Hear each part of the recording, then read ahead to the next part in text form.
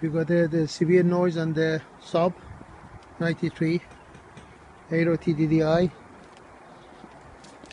We thought it's a caliper, but when we diagnosed this car, we saw the engine damper.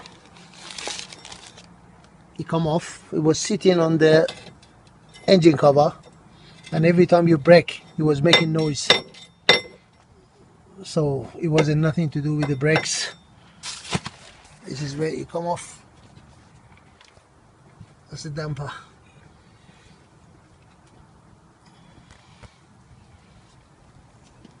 You check this one on the service every year.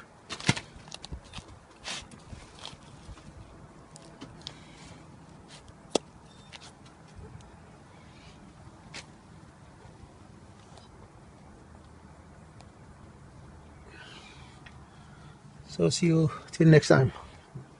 We need a new one. Bye.